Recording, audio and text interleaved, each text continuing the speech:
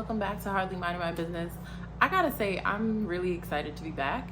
Um, yeah, I'm really excited to be back. I really missed this. I'm trying to get back to the things I missed. I missed this. I miss running. I haven't been running in a while. I've been having some issues with my foot. Like, I don't know what I did to it. Apparently I screwed it up, but I've been trying to get in a little bit of exercise where I can, but I would really like to get back to running. That is the plan.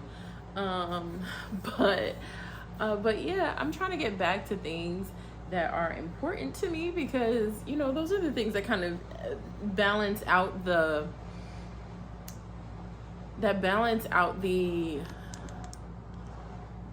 those are the things that balance out the difficult days, right? And it just helps to pass the time better, all of that. But yeah, y'all know I love it here, and so I'm back. I know I said that last week, but again, here I am. So we got some stuff to talk about. I just realized as I'm sitting here that I did not think of a petty or not.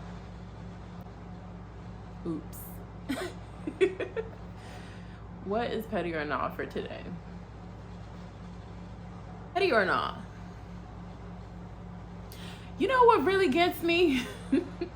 What really, really gets me? What gets me is receiving a text from someone, responding immediately, and then them taking forever to respond back. Why did you text me? Why didn't you just wait till you had time? What was the point in you sending me this text? I'm not talking about like a quick text, like, oh, hey, just got here, call you later. That's not what I mean. You know the kind of text I'm talking about. Don't ask me an open-ended question and I answer you and then you're gone. Or you text me and you ask me for some information or something like that. Or you tell me that there's something going on and then I text you back right away and I'm like, what's up? What's going on? Tell me what's happening. And then there's nothing. Dead silence for a very long time, or what feels like a very long time. I don't like that. I'm just saying. Yeah, could you think about that a little bit? Anyway, what's going on? I guess I didn't really, I just kind of launched into petty or not and didn't really talk about what's going on. I mean, I said that I'm trying to get back to things that are important to me, including, working out and things like that, podcasting, with my solo pod, reading. I've been reading a lot more lately. I am team audiobook where it makes sense. Everything can't be an audiobook. But there are certain things that you could kind of get away with, and it's like, oh, okay, this is perfect. This is perfect in audio form. Or there's certain books that, when I'm familiar with the author and they're the ones doing the audio on the audiobook, you just want to hear their emphasis, their take on it. You'll hear the inflection in their voices, and just feels like that's how it's supposed to be. So I've been getting into that more. It was something that I just wanted to do, I guess, over the last 6 months. I really kind of said to myself, I want to read more books. And to that end, I actually, not a book, but I read an article on The Cut. Oh my gosh, you know what? I don't think I wrote down the author. I'll try to link the article, but the article is about marrying an older man. I thought this was interesting and totally relevant. Listen, I be out here in these streets trying to figure out this dating stuff, and it is not for the faint of heart. And I don't know, the title of the article caught my eye. It was something like, is marrying an older man the better choice, or something like that. That's not the exact title. Like I said, I'll link it in the description so you could check it out. It's a really long article. But it's about a woman who basically says she watches her friends as they struggle dating people who are the same age as them. And she has found in her life that marrying a man 10 years her senior has made her life so much easier than her friends have it.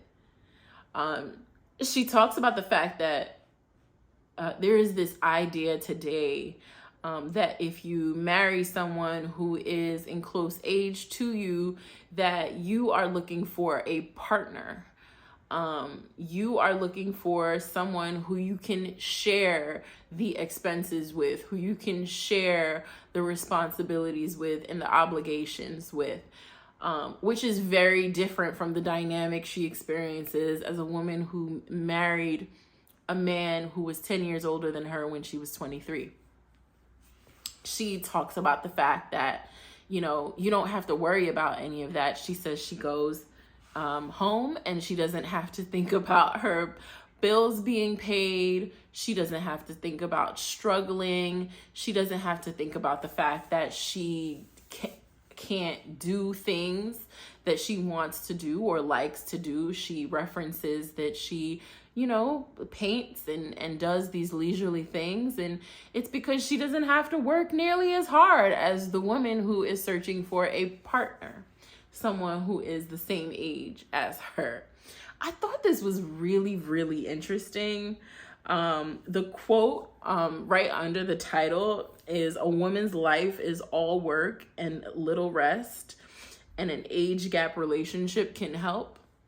So her idea here is that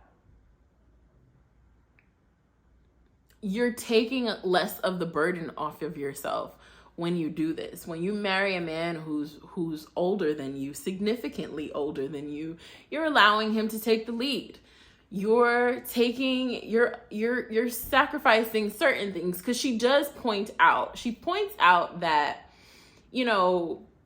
he doesn't hold it against her that he's the one paying the bills, but she said she still feels it hanging over her head. She still feels obligated to acquiesce to him, to make him feel a certain way because he is providing so much for her. This is where there's a kink in the armor for me, because I just want to say, as far as my opinion goes, I think that you should lead whatever lifestyle you think works best for you. And if that means marrying an older man so that you don't have to worry about the obligations that life brings, that's fine. As a single woman who has lived alone for a very long time, the thought crosses my mind often about whether or not it would be a benefit to have someone living with me, someone who could at the very least share the expenses with me. I think about that and it sounds nice. It really does. But I also think about my independence, and I love being independent. I love being able to go and come as I please, being able to do whatever it is I want to do. That doesn't mean that I don't seek partnership. It just means that I value the life that I've created for myself. And I am more than open to opening up my life to someone who very much wants to be there and very much wants to share life with me in whatever way we decide that makes sense. So that is not, to me, as a concept, it's not weird to desire something in your life or someone in your life who takes on things that would otherwise be burdens. I think it would be a hell of a lot easier if someone else lived here and had no issues taking out the trash or wanted to pay the rent. Or am I going to complain about those things? Probably not. But I think that the thing that stood out to me was that, yeah, you have this great life and I'm happy for you. And if that's the life that you prefer, then that's the life that you should have. But I often worry about that, feeling like, okay, now I've gotten to the point where this person wants to do everything. Where do I land? I don't ever want to feel like things like finances, or, you know, like, I pay these bills, blah, da, da, da, da. You know, I'm the man and I do this and I do that. I never want that hanging over my head. Like, if I need to contribute, I'm going to contribute. Not necessarily because I want to take the money out of my pocket, but because if that's the right thing to do for the situation at hand, like, yeah, then that's what I'm going to do. Also, I don't ever want to feel like I'm indebted to the person I'm with. I feel like there should be some sort of reciprocity there. And I guess the reciprocity, the transaction of it all is whatever you decide for it to be. It doesn't have to be a one-to-one situation. It doesn't have to be a 50-50 situation. We've talked about this before. But I thought this was just really interesting because I think in a world where, you know, you're finding that a lot of women are not seeking partnership, or they are, you know, they're opting to be single, or they're opting to have children without a father in the mix. They're going to sperm donors. They're doing things like this. And she says, you know, whenever they're ready to have a family, he's going to be pleased to have a family. He'll be a little bit older, but that's fine. She makes a good case. I want to be clear. She makes a really good case. She's like, listen, my life is good. And again, I don't have all the drama that my friends have. And you know what? More power to you for not having that drama. This was just really interesting to me. I don't think I'm quite ready to find a man 10 years my senior. I don't know about that. Now, here's what I will say. The thing is, if I met somebody who fit this criteria and we hit it off and we fell in love, or we decide, like, we were like, oh, this is nice. You know, I'm enjoying this. This is fun. This is cool. I'm totally down for it. I don't think I'll seek it out, though. And she makes it very clear that she was very intentional about pursuing this man, or allowing this man to pursue her. She knew that this was something that she wanted. So, you know, she she put in the work, so to speak, to get what she wanted. She put herself in certain spaces. She made sure that the night she met her husband, that, you know, when she saw him, she eyeballed him. She was getting in a cab. She said she got right out the cab and went over to him and spoke to him. So she knew exactly what she wanted, and she went after it. And yeah, I mean, I don't know. Listen, because the moment you try to run me, and some will, the moment you try to run me, I'm like, I don't know about this. Let's back up a little bit. So that would be my only concern. That would give me pause. But I feel like if you like find that mutual love and respect for somebody, and you also have the same goals, and the same ideas of what life should look like, about whatever it is. I mean, I think what I would do if everything was paid for and all of that, I'd like try to do what I really want to do in terms of like professionally and whatnot. I wouldn't feel so bogged down or so attached to something that I already do. I would allow myself to, you know, explore things more, and take more opportunities and take more risks, because I have that security net. I don't know if I would just go like straight stay at home girlfriend / wife. I don't know if I'm built to for things to be that way. I think that's a little bit too much leisure for me, but you never know. So I just wanted to point that out. I thought that was a cool article because I felt it was very honest.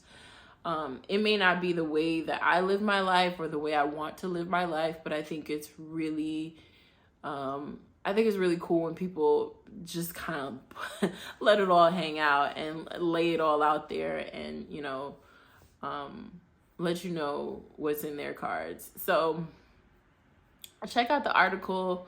Let me know in the comments what you think about it. I thought it was pretty interesting, and we'll maybe she'll write something else. She's a wonderful writer, by the way. The way the article is written, or it's like calling an essay. The way the essay was written, she's a great writer.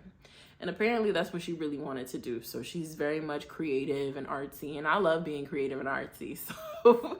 So maybe I'm living the wrong life. What else we got to talk about? Have y'all heard about Good Times on Netflix? Apparently they're doing a reboot. It's a cartoon reboot of the show the sitcom Good Times. It's a black sitcom back in the day of a black family living in the projects, and the trials and tribulations that they go through. And I guess somebody decided that it needed to be rebooted, just like every other thing on the planet is being rebooted at this point.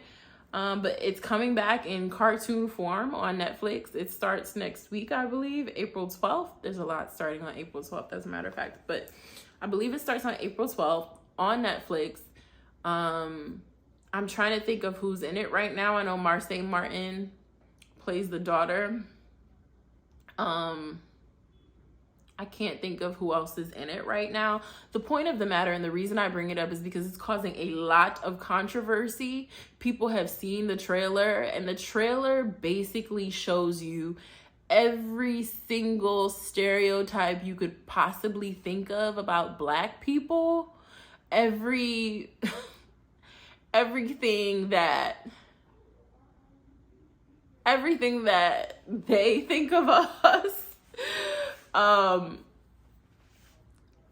Yeah, it's tricky. It's difficult to watch because it's like, ooh, there is nothing good here. Like, it does not paint black people in a positive light in any way.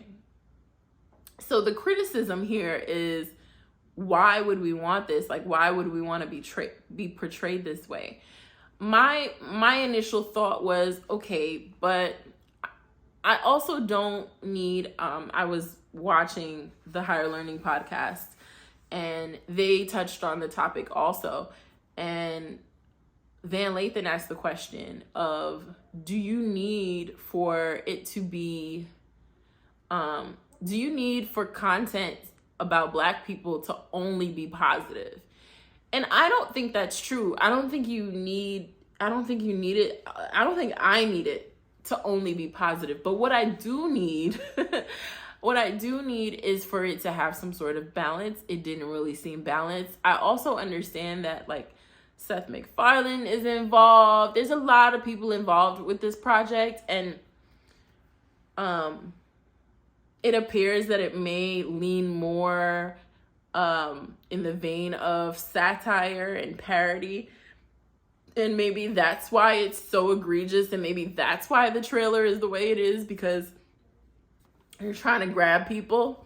I think in the year of our Lord 2024, I think you do have to tread lightly, because people have a sensitivity to things like this.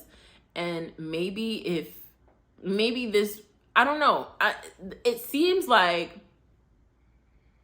their effort to pique people's interest through the trailer backfired, because I'm sure they were thinking, let's lump every crazy thing that we could possibly that we've covered on the show. Let's put it all together in a nice little 2-minute and 30-second package, or whatever it is, and we'll put it out to the public and see what they think.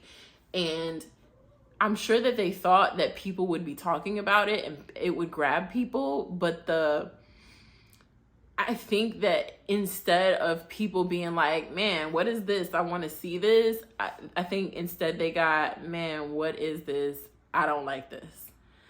I am not one to decide.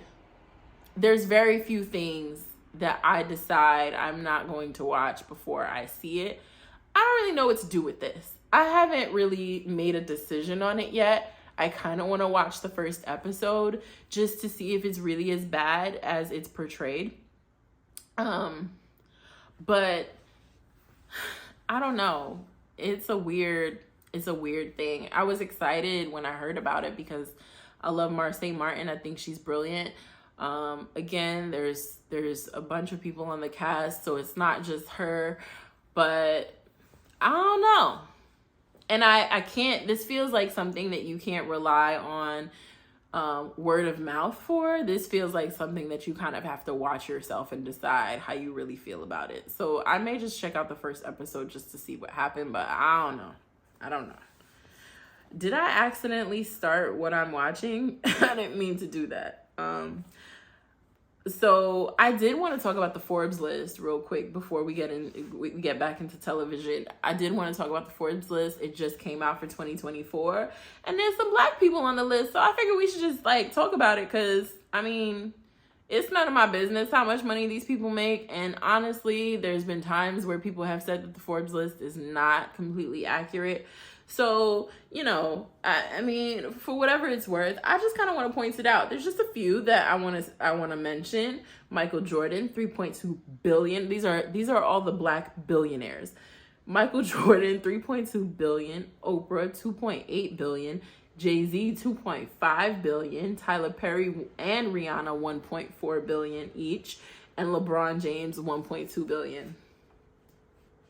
At least somebody's making a lot of money because I would love to be worth $1.2 billion. Like, what do you even do? What do you even do with that money? But I think this is cool. I think we're on the up and up. There are other people on the list. That's not my ministry and it's none of my business. Really, this is none of my business, but I just thought it was interesting. I wonder what it looks like when you add Jay-Z and Beyonce's net worth together. I don't know what that figure is. But I think that would be really interesting to find out. But yeah, a quick little anecdote. I mean, we knew this about all of these people, I think. And Rihanna, we know when Rihanna finally hit $1 billion a couple years ago, it was like a big deal when the Forbes list came out and she was on the list. So, you know, I'm just excited to see, you know, the people are still shining and the people are still making money. Throw some of them dollars this way, please, because I'll take them. I will take them. Since I mentioned Jay-Z and Beyonce, I should point out that Cowboy Carter has been released. I'm really excited. Y'all know I was excited about this one, especially the fact that Beyonce and Miley Cyrus collaborated. Love the song. I just love it. And honestly, love the album. If you want to hear more about what I thought, you can mosey on over the weeknights because we did a whole hour on just Beyonce. But I did just want to point out how cool it is that she tried to amplify so many Black voices that have touched the country music scene. As I said before, or as I said on weeknights, I love the fact that when I listened to it, I understood what she meant by this is not a country album. This is a Beyonce album. It felt very different from what... It felt like she put her sauce on it, I should say. So I like it. And they're talking about a tour. There's a rumor. There's a rumor that apparently her mom liked that the tour is being announced this Friday. I don't know how true that is, but I don't know, y'all. I might have to go see this one. I might have to be in the building for this one because I am pretty excited about this album. I listened to it a couple times and I'm on board. I am on board, okay? And I will not be going on TikTok for the next couple of weeks because I don't want them to ruin it by playing out some of the songs as TikTok sounds. But anyway, yeah, so I don't know. That tour might see me. there's a couple of shows coming up this year that I'm like, I might want to show up. I might want to do this. But, you know, stay tuned. Stay tuned. What else we got? Let me see. All right, let's get back to TV real quick. Let's get back to TV. Some notes. I don't really have a whole lot of what I'm watching, but I do have some notes on some things that are happening with TV. I see Sherry Shepherd got renewed for a 3rd season. That's really excited. Do y'all watch Sherry Shepherd? Can somebody put it in the comments if you watch Sherry Shepherd? I don't really watch daytime television. I've seen the Sherry Shepherd show maybe a couple of times, or rather I've seen more clips than anything else. She seems like she's doing her thing over there. I mean, she really did go in and fill Wendy's slot, and it worked out. It worked out. So good for her. But yeah, I don't think I've ever seen like a full episode, if I'm being honest. But good for her. Good for her. I love it. I love to see it. Let the Black girls shine. So the last TV thing, and honestly probably the last thing that we need to talk about, is Gerard Carmichael and his new show, the Gerard Carmichael show, reality show. It comes out on Fridays, I believe, on Max. So I saw the first episode. I believe the first episode actually dropped on Friday, the 29th. So it's very, it's documentary style. It reminds me of something, but I can't put my finger on what it is right now. Because it's not a typical reality show in terms of the way it's shot, in terms of the way the people on the show interact with one another. It's very much, we're breaking the fourth wall. The cameras are there. We know that the cameras are there. They're not getting rid of any of that. There's one friend who comes over with like a voice altering device or something and wears a mask, and that friend is basically like, this is bullshit, like you having cameras in here, and I don't want to be. I'll come support you, but I refuse to reveal my identity on camera, which I thought was hilarious, because I was like, why don't you just check him when he's not filming? So a moment from the show has gone viral. Gerard Carmichael apparently is very good friends with Tyler, the Creator. So what they do on the show is they pan from him like being on stage and doing his stand-up on stage, and then they pan to him like in real life, you know, just doing things and existing in the world and dating and whatever else he's doing, going to the Emmys and all kinds of stuff. So it's kind of, we're kind of seeing both things happen at the same time. So he's telling the audience while he's on stage that he told his best friend that he loved them, and the response that he got, well, he said that he contacted his best friend, who we learn is Tyler, the Creator. I thought all of this was fake. Who we learn is Tyler, the Creator. And I'm sorry if this is a spoiler, you should turn this off. We learned that it is Tyler, the Creator. He says that he sends him a message and says that, you know, I've been having these feelings for you and I don't know what to do with them. And Tyler's response is a voice note where he laughs hysterically and then says, "Shut up, you bitch." I don't know a lot about Tyler, the Creator, but everybody that I've seen comment on this has said that Tyler, the Creator is not the most serious person. Like, he has a fun and goofy kind of personality. So this seemed on brand for him. What makes this whole thing cringy is that Gerard then contacts him after he realizes that he's not really speaking to him much. He contacts him and he asked him if they could have a conversation on camera.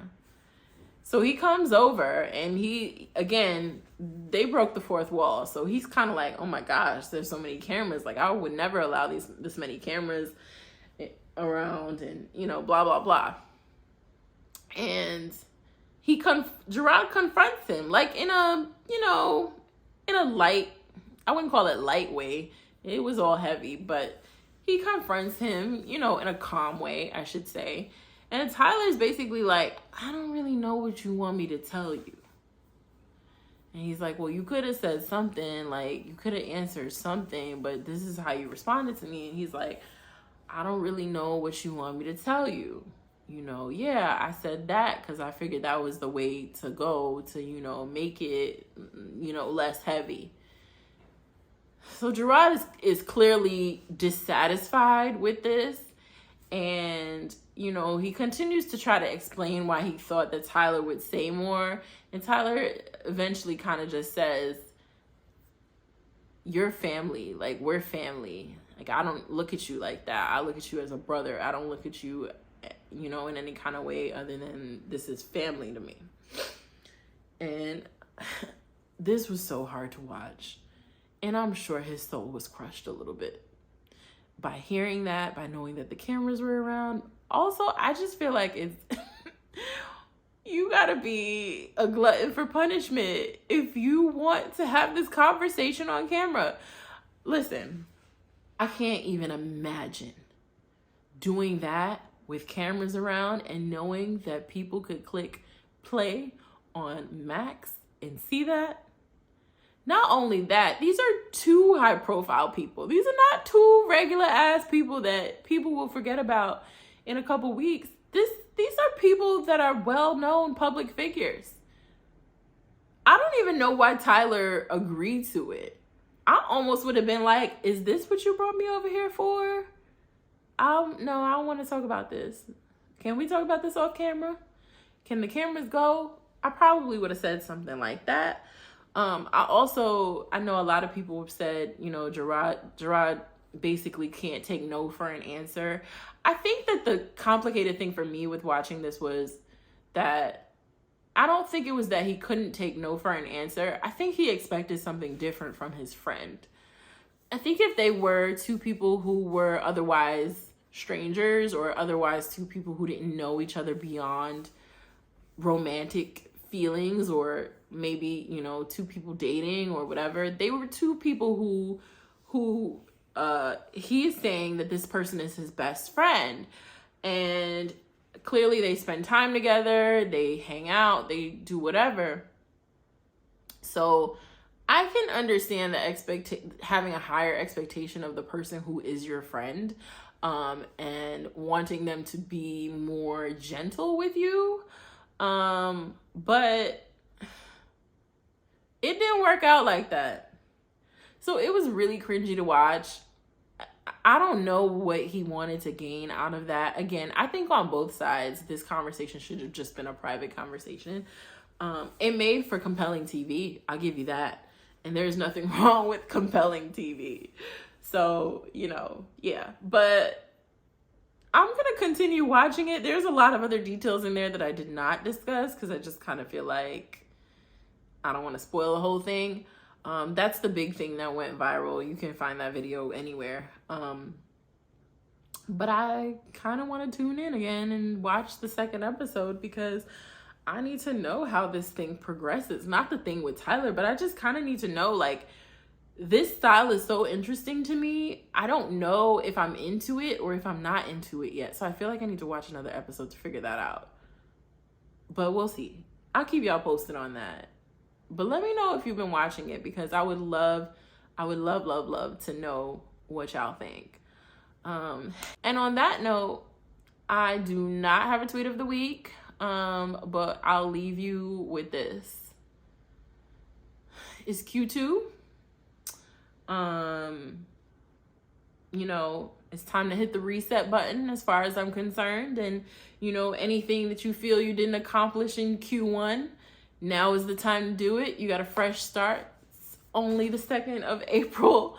So you have plenty of time to hit the reset button and do what you want to do and do what you need to do. So I hope that everybody does just that. And on that note, I will talk to y'all next week. Bye.